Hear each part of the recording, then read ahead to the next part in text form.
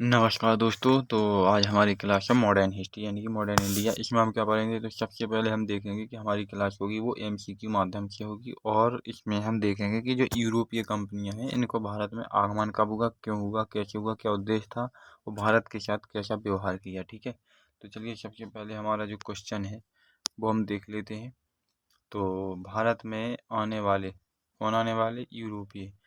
तो भारत में आने वाले पहले यूरोपीय कौन थे बताइए। यूरोप से कौन कौन आया था, यूरोप से एक व्यक्ति थोड़ी आया था कि ओनली अंग्रेज आ गया है, अकेला अंग्रेज थोड़ी आया था। देखो मैं बताता हूँ कौन कौन आया था। तो सबसे पहले जो भारत में ये आने वाले यूरोपीय वो थे कौन, पुर्तगाली। ठीक है, वो कौन थे, पुर्तगाली। ठीक है, वो पुर्तगाली थे। ओके, अच्छा।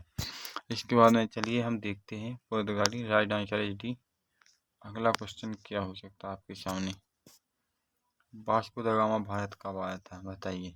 तो ये 1498 में आया था। ठीक है, और कहाँ पर आया था, तो कालीकट, कालीकट पर उतरा था। ठीक है, कहाँ पर आया था, कालीकट। अगला क्वेश्चन हमारा हो सकता है इसमें क्या हो सकता है, वास्को द गामा भारत में कहाँ उतरा था। तो मैंने बता दिया कि कालीकट में उतरा था। ठीक है, अगला क्वेश्चन है इसका आंसर आप लोगों को बताना कि भारत में डचों ने किस स्थान पर पहला कारखाना स्थापित किया था बताइए। भारत में अंग्रेजों ने किस स्थान पर सबसे पहले अपना कारखाना स्थापित किया था। वो किया था इन्होंने मछलीपट्टनम में। ठीक है, कब कहाँ किया था, मछलीपट्टनम में। ठीक है,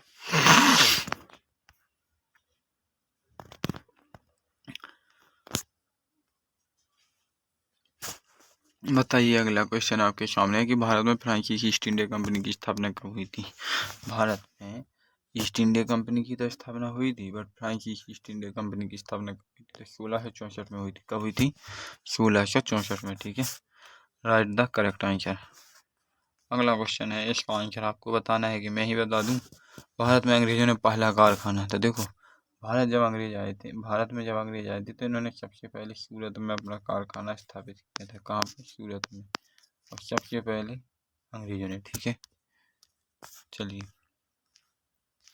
अगला क्वेश्चन यहाँ पर है कि स्वाली की लड़ाई 1612 में किसके बीच लड़ी गई थी। तो जो स्वाली की लड़ाई है वो 1612 में किसके बीच लड़ी गई थी।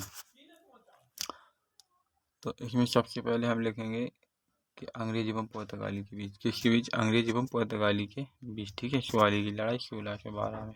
या आपसे पूछ लिया जाए कि अंग्रेज और पुर्तगाली के बीच लड़ाई कब हुई थी, तो वो हुई थी 1612 में। ठीक है, अगला क्वेश्चन है यहाँ पर, भारत में फ्रांसीसी शक्ति का केंद्र, जो फ्रांसीसी हैं इनकी शक्ति को केंद्र के तहत बताइए। भारत में फ्रांसीसी शक्तियों का केंद्र, तो इसका राइट आंसर हो सकता है त्रिवेंद्रम। ठीक है, क्या है इसका राइट आंसर, त्रिवेंद्रम। ठीक है, इसका राइट आंसर क्या है, त्रिवेंद्रम। ठीक है, अगला क्वेश्चन आपके सामने फिर उपस्थित होता है, अंग्रेजों और फ्रांसीसियों के बीच निर्णायक युद्ध कब हुआ था। देखो, अंग्रेज और फ्रांसीसियों के बीच, दोनों के बीच जो निर्णायक युद्ध हुआ था वो बांडीवास का युद्ध हुआ था। कब हुआ था, तो 1760 में हुआ था। ठीक है, तो ये बिल्कुल निर्णायक युद्ध था, दोनों का मामला बिल्कुल सुलझ गया था, या फिर जटिल हो गया था, बट निर्णायक ही था। ठीक है, जटिल तो नहीं हो सकता, ये निर्णय था इसमें। ठीक है, निर्णायक था। अगला क्वेश्चन, बांडीवास का युद्ध कब हुआ था। तो मैंने बताया था कि 1760 में हुआ था बांडीवास का युद्ध। ठीक है, अंग्रेजों और फ्रांसीसियों के बीच, किसके बीच, अंग्रेजों और फ्रांसीसियों के बीच। देखो, विश्वास नहीं होता तो देखो यहाँ पर है। चलिए अगला क्वेश्चन है कि भारत में पुर्तगालियों का प्रमुख ठिकाना बता दीजिए। भारत में जो पुर्तगालियों का जो प्रमुख ठिकाना था वो गोवा में था। हाँ, गोवा में नहीं था, सॉरी। देखो, भारत में जो पुर्तगालियों का जो प्रमुख ठिकाना था वो था ट्रांकुबार में। कहाँ पर था, ट्रांकुबार में। Right answer is C. ठीक है, चलिए, सॉरी यार, इसका आंसर गलत हो गया मुझसे अभी। जो गोवा था मैंने उसको ट्रांकुबार कर दिया, बट की रियलिटी गोवा था। ठीक है, तो भारत में पुर्तगालियों का जो प्रमुख ठिकाना था वो गोवा में था, गोवा में रुकते थे। अच्छा, आप लोगों से यदि मैं पूछूं कि जो डच लिखा है पर इसी क्वेश्चन के अंदर मैं एक नया क्वेश्चन बना सकता हूँ, जैसे कि देखना, जैसे मैंने इसको यहाँ पर डच लिखा, अब मैंने इस डच को यहाँ पर काट दिया, ठीक है। अब बताइए ईस्ट इंडिया कंपनी की स्थापना कब हुई थी। तो ईस्ट इंडिया कंपनी की स्थापना को सबको पता है कि 1600 में हुई थी। अब मैंने जब इसको डच को निकाला, ये डच, अब बताइए डच डच जोड़ दिया तो कब हुई थी। जब डच जोड़ दिया तो फिर कब हुई थी डच ईस्ट इंडिया कंपनी, बताइए फिर कब हुई थी। तो इनकी स्थापना हुई थी 1602 में, ठीक है। तो इतना याद रखना, देखो 1600 में ईस्ट इंडिया कंपनी, ठीक है, और 1602 में डच ईस्ट इंडिया कंपनी, ठीक है। दोनों को इस तरीके से मेल मिला करके याद रखना। अगला क्वेश्चन है कि जो डेनिश है भारत में अपना व्यापारिक केंद्र कब स्थापित किया था। तो जो डेनिश लोग हैं ना, डेनिश भारत आए थे, पुर्तगाली है ये लोग, पुर्तगाली हैं, ठीक है, यूरोपीय हैं ये लोग, ठीक है, यूरोपीय है, सॉरी। तो इन यूरोपीय लोगों की क्या, इन लोगों के बारे में आपको क्या पता है। देखो जो डेनिश थे ना, डेनिश ने अपना जो पहला व्यापारिक केंद्र स्थापित किया था ट्रांकुबार में किया था, ठीक है। कहाँ पर किया था, ट्रांकुबार में, ओके। भारत में पहला फ्रांसीसी कारखाना बताइए कहाँ पर है।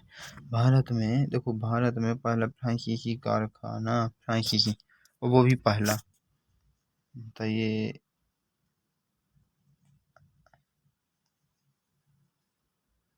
देखो हम आपको बताएंगे कि भारत में जो पहला फ्रांसीसी कारखाना है वो तिरुचिरापल्ली में है। कहाँ पर है, तिरुचिरापल्ली, देखो यहाँ पर है आंसर, एक मिनट, देखो ये है वो आंसर,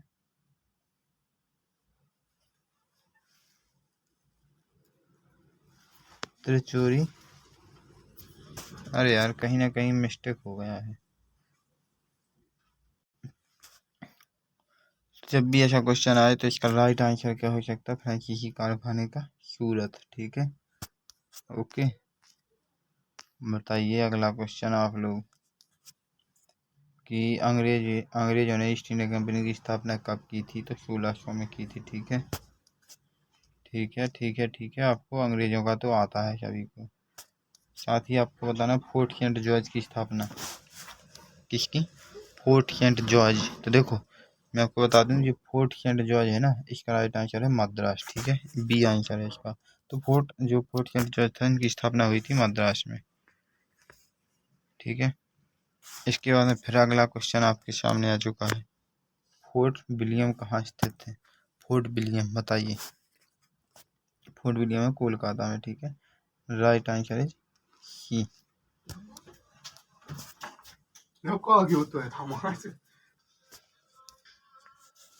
तो फोर्ट विलियम कहाँ पर है, फोर्ट विलियम कोलकाता में, ठीक है। चलिए अगला क्वेश्चन बताइए क्या है।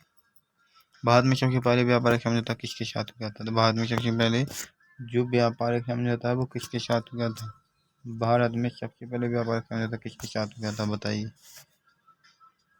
चार ऑप्शन आपके सामने हैं, अब बताना आपका काम है, डचों के साथ, मुगलों के साथ या पुर्तगालियों के साथ। तो सबसे पहले मुगलों के साथ, ठीक है, मुल्लों के साथ।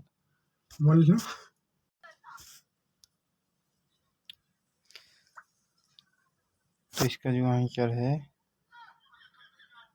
राइट आंसर इज सी, ठीक है, right answer is C. Goa पर पुर्तगालियों ने कब अधिकार किया था। गोवा पर पुर्तगालियों ने कब अधिकार किया था, 1510 में, ठीक है।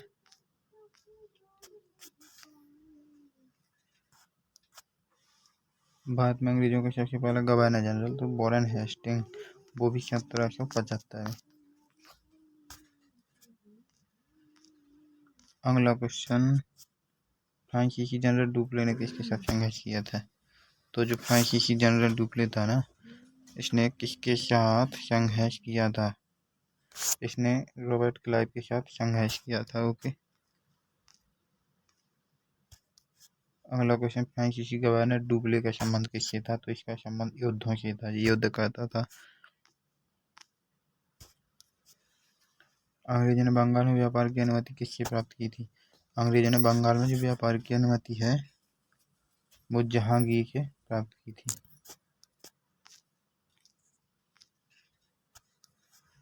अगला क्वेश्चन है फ्रांसीसी जनरल बुशी जो थे उनका किससे संबंध, तो बुशी हैदराबाद से संबंधित है। ठीक है।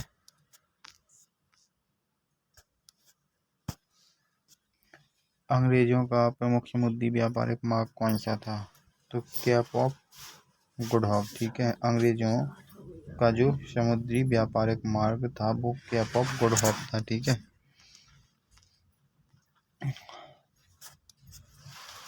त्रिराष्ट्रीय संघर्ष में कौन सम्मिलित नहीं था, तो जो त्रिराष्ट्रीय संघर्ष है उसमें सम्मिलित कौन नहीं था बताइए, तो डच उसमें सम्मिलित नहीं थे।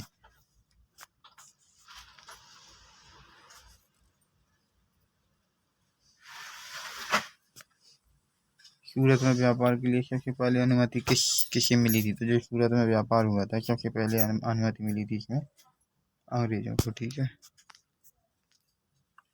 अगला क्वेश्चन है हमारा कि डचों ने भारत कब छोड़ा था, तो डचों ने जो भारत छोड़ा था 1759 में। ठीक है। 1759 में डचों ने भारत छोड़ दिया था। ओके।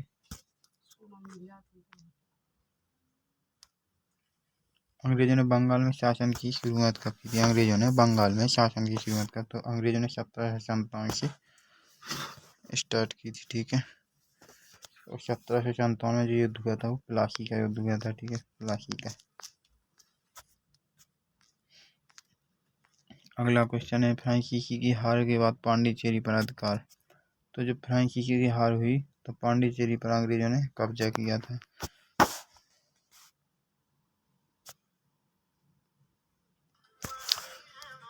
फ्रांसीसी की जब हार हुई तो पांडिचेरी पर अधिकार अंग्रेजों ने कब किया था, तो वो किया था 1761 में। ठीक है। पांडिचेरी पर अधिकार अंग्रेजों ने 1761 में किया था। ओके।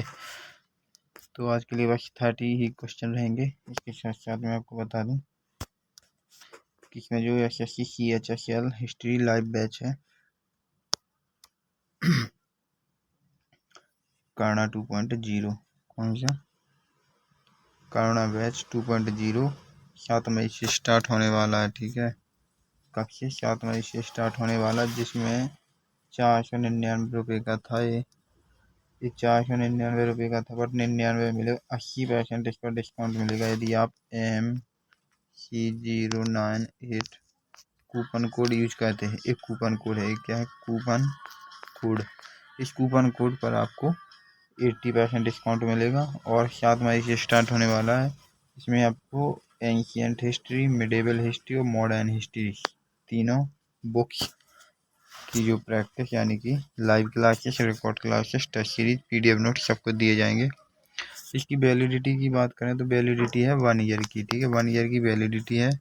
साथ साथ में इसमें आपको टेस्ट सीरीज दी जा रही है और लाइव क्लास दी जा रही है, रिकॉर्डेड क्लास दी जा रही, PDF नोट्स दिए जा रहे हैं। ओके। तो इतनी सारी चीज़, और वो भी 99 रुपये में, 99 रुपये में एक वर्ष के लिए। कौन देता, कोई नहीं देता। ठीक है। तो आज के लिए बस इतना ही। वीडियो को शेयर जरूर कर देना, क्योंकि यदि कोई भी रिक्वायरमेंट है तो आप इस पर कॉल कर सकते हैं, इस पर मैसेज कर सकते हैं। ठीक है। तो वीडियो को शेयर जरूर कर देना, और विद्यार्थी देख सकें जिन्हें बैच की ज़रूरत होगी वो ले सकते हैं। CHSL का जो फॉर्म है वो मई के लास्ट सप्ताह तक जो ऑनलाइन जो आवेदन है वो होने लगेंगे। ठीक है। इसीलिए मैंने बैच स्टार्ट कर दिया। अब जिसको जुड़ना है, जिसको अपनी नौकरी चाहिए, तो वो तो भाई जुड़ जाएगा। तो आज के लिए बस इतना ही। जय हिंद दोस्तों।